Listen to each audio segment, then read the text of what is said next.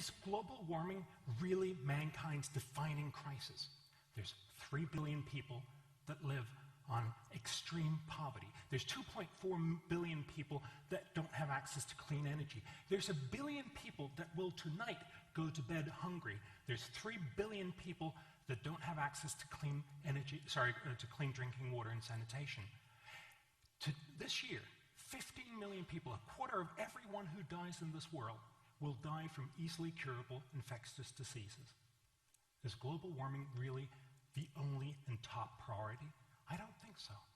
Fundamentally, we've asked some of the world's top economists. I've asked, together with a number of other people, in something we call the Copenhagen Consensus, where can you actually do the most good for the world? I think we all 4 of us up here, want to do good for the world. It's not our intentions we're discussing, it's the actions that we actually try to get to. These economists looked at all the different problems in the world and told us, where can we do the most good? They told us it was about investing in micronutrient malnutrition. It was about investing in agricultural research and development, in immunization of easily curable infectious diseases, about schooling of girls. These are all pretty boring stuff, but it's incredibly important to make sure that we live in a better world.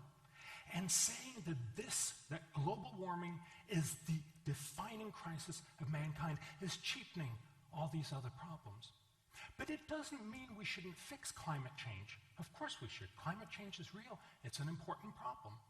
But I would also argue that focusing so much on global warming and claiming it's the defining issue of mankind neglects that we need to be smarter about global warming.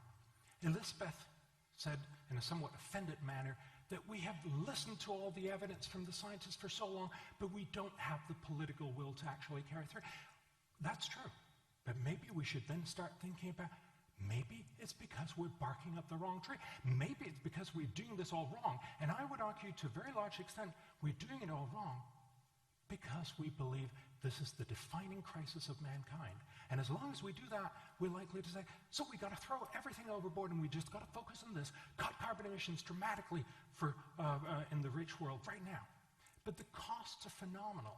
The economists tell us the cost of doing that to keep to the 2 degrees centigrade limit that many nations, the EU obviously, the most preponderant of those, have signed up to, will cost, by the end of the century, some $40 trillion a year.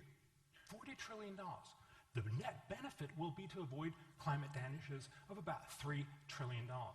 Essentially, we're buying a cure that's much, much more costly than the ailment. Of course, we're having a hard time to get nations to sign on board.